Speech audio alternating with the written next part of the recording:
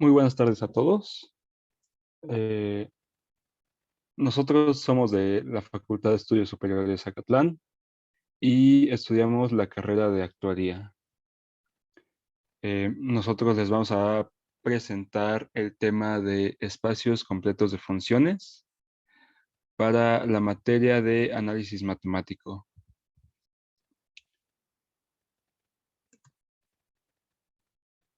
Bien, el equipo está conformado por los Piwi Babies, que son García Martínez Gary Neville, Morales Hernández Samuel, Romero Altamirano Esteban Antonio y un servidor, Ruiz Acuña Ángel Daniel. Bien, ahora para introducir al tema, vamos a definir a S como un conjunto y a X igual a X como a distancia de X como un espacio métrico. Y ahora daremos la definición 5.19, que dice que una sucesión de funciones f sub k que va de S a X, dados anteriormente, con una K que pertenece a los naturales, es uniformemente de Cauchy en S si para cada epsilon mayor a cero existe un K sub 0 que pertenece a los naturales, tal que la distancia de X de fk de X, fj de Z es menor a epsilon, para toda j, k mayor o igual a k sub 0. Y para toda z que pertenece a S. Ahora el siguiente teorema nos da una condición necesaria y suficiente para lo que es la convergencia uniforme de una sucesión de funciones.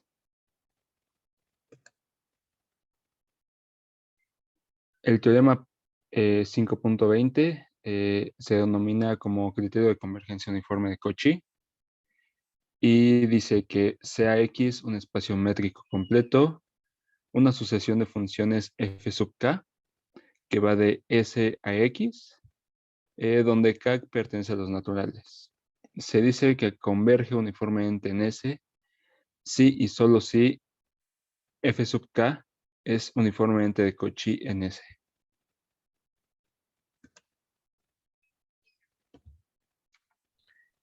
Bueno, ¿qué tal? Yo les voy a explicar acerca de la demostración. Como vemos, es un teorema de doble correspondencia, entonces comencemos con su idea.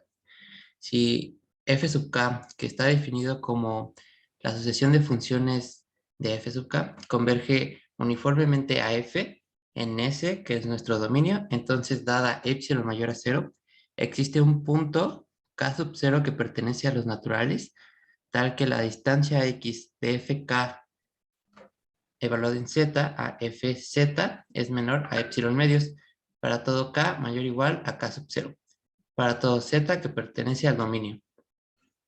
Esto es la definición de convergencia uniforme y en consecuencia tenemos que la distancia x de f sub k de z a f sub j de z es menor o igual a la distancia x de fk evaluado en z a f evaluado en z más la distancia x de fz y fjz, que como podemos ver es el desarrollo de lo anterior y este es menor a epsilon para toda j, k que mayor o igual a k sub 0 para toda z que pertenece al dominio. Es decir, la sucesión de funciones f sub k es uniformemente de Cauchy. Con esto tenemos la ida. Ahora haremos el regreso. Ahora supongamos que f sub k es uniformemente de Cauchy en S. Entonces, para cada z que pertenece a S, la sucesión f sub k de evaluada en z es de Cauchy en X. Y como X es completo, esta sucesión converge a un punto de X, al que denotaremos por f evaluada en z. Probaremos ahora que f sub k tiende a f uniformemente en S. Ahora, sea epsilon mayor a 0, como f sub k es uniformemente de Cauchy, existe el punto k sub 0 que pertenece a los naturales, tal que la distancia x de f sub k evaluada en z y f sub j evaluada en z es menor o igual a epsilon medios para todo k mayor o igual a k sub 0. para todo z que pertenece al dominio. Y como para cada z que pertenece al dominio, se tiene que f sub j evaluado en z tiende a fz en x.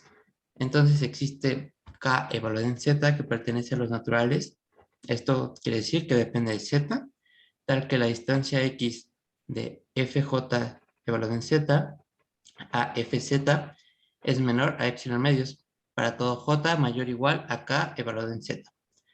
Ahora, dadas k mayor o igual a k sub 0, que era nuestro punto, y z que pertenece al dominio, tomemos a j definida como el máximo entre k sub 0 y k evaluado en z. Entonces, la distancia x de fk evaluado en z a f evaluado en z es menor o igual a la distancia x de fk evaluado en z y fj evaluado en z más la distancia x de fj evaluado en z y f evaluado en z, y esto es menor a epsilon, ya que como vimos arriba es la suma de estos dos. Entonces, en consecuencia, tenemos que la distancia x de fk evaluado en z y fz es menor a epsilon para todo k mayor o igual a k sub 0 para todo z que pertenece al dominio. Es decir, f sub k converge uniformemente a f.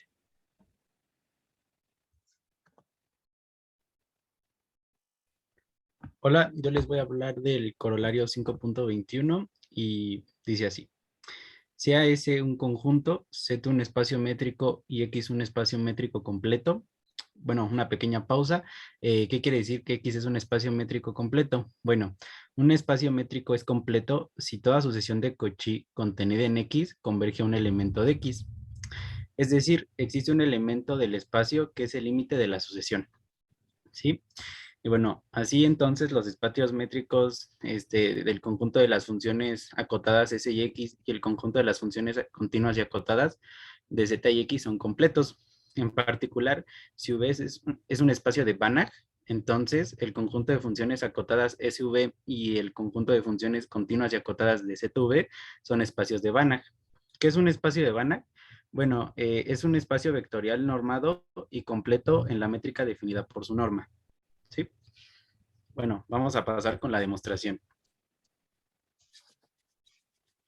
Bueno, empezamos con sea f sub k una sucesión de Cauchy en el conjunto de funciones acotadas S y X. Bueno, claramente f sub k es uniformemente de Cauchy en S y por el teorema anterior f sub k converge en el conjunto de funciones acotadas S y X. Esto prueba que el conjunto de funciones acotadas S y X es completo. Y bueno, por el corolario 5.17, que dice que sean Z y X espacios métricos, entonces el conjunto de funciones continuas y acotadas ZX es un subespacio cerrado del conjunto de funciones acotadas Z y X. Bueno, así el conjunto de continuas y acotadas ZX es un subconjunto cerrado del conjunto de funciones acotadas SX. Y bueno, ahora por la proposición 5.9 que dice que sea X un espacio métrico completo y un subespacio A de X es completo si solo si es cerrado en X. Y esto nos asegura que el conjunto de funciones continuas y acotadas de Z y X es completo. Esta propiedad hace que los espacios del conjunto de funciones acotadas Sx y el conjunto de funciones continuas y acotadas Zx jueguen un papel importante en las aplicaciones, como se verá en los siguientes capítulos. Bueno, yo soy Neville García y a continuación veremos unos ejemplos. El primer ejemplo nos dice que sea sea f sub k de x definida como kx al cuadrado menos 1 entre kx al cuadrado, k por x al cuadrado. Entonces, por el teorema que acabamos de ver, decimos que la distancia de f sub kx, fjx, por definición va a ser el valor absoluto de f sub kx menos fj evaluado en x. Y eso, por cómo definimos la sucesión, va a ser k por x al cuadrado menos 1 entre kx al cuadrado menos jx al cuadrado menos 1 entre jx al cuadrado. Haciendo un poco de álgebra, vemos que esto nos va a quedar con el siguiente resultado. 1 entre kx al cuadrado menos 1 entre por k al cuadrado. Esto va a ser menor o igual por propiedades por propiedades de desigualdades. Va a ser 1 entre kx al cuadrado más 1 entre j por k al cuadrado. Ahora vamos a dar un epsilon mayor a 0 y también damos un n mayor a la raíz cuadrada de 2 entre epsilon para todo kj mayor o igual a n. Entonces, ya obtuvimos la distancia de f sub kx, fjx aquí arribita y nos dio que va a ser menor o igual a 1 entre kx al cuadrado más 1 entre jk al cuadrado. Y esto, como k y j son mayores que n, entonces este resultado va a ser menor o igual a 1 entre n al cuadrado más 1 entre n al cuadrado. Aquí por simple álgebra tenemos que va a ser igual a 2 entre n al cuadrado, que esto, por cómo definimos el n, va a ser menor a epsilon. Como es menor a epsilon, podemos decir que la sucesión f sub k va a satisfacer la condición de Cauchy y esto nos implica que la sucesión va a converger uniformemente. Viéndolo de una manera gráfica, en GeoGebra lo graficamos tomando k igual a 1, 2, 3, así. Y vemos cómo entre más valores metamos, vemos cómo va convergiendo pues la sucesión de funciones. Ahora vamos con el segundo ejemplo. Y en este nos dice que sea f sub k de x definido como x entre k por x más 1 en el intervalo cerrado 0, infinito. De igual manera, lo primero que tenemos que hacer es sacar la distancia, que va a ser la distancia de f sub k x, fj sub j de x. Esto de igual manera va a ser el valor absoluto de f sub k de x menos f sub j de x.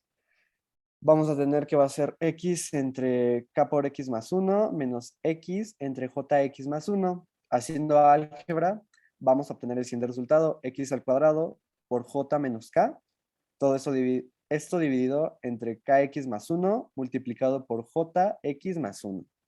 Ahora, para j mayor que es k, vamos a tener lo siguiente, que la distancia, que ya calculamos aquí arriba, nos va a quedar como x al cuadrado por j menos k entre k por x más 1 multiplicado por j por x más 1.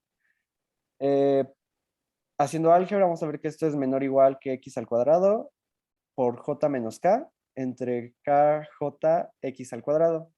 Eliminando las x al cuadrado vamos a tener que va a ser j menos k entre kj. Y esto va a ser igual a 1 entre k por 1 menos k entre j. Evidentemente esto va a ser menor a 1 entre k.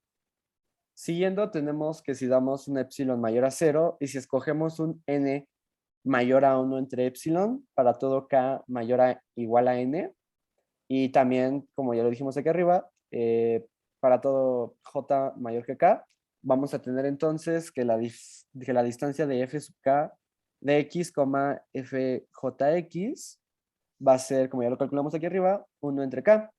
Dado como definimos n, que lo definimos mayor que 1 entre epsilon, 1 entre k va a ser menor o igual a 1 entre n, y eso es menor a epsilon.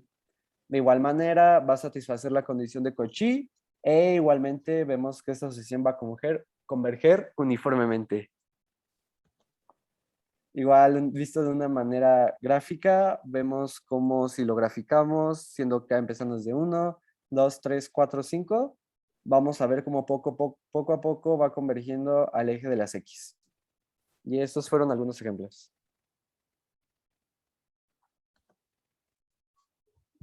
Muy bien, les agradecemos a todos por su atención prestada. Esperemos que haya sido entendible este tema. Nosotros somos los Pingüi Babies de las matemáticas y nos vemos para la próxima.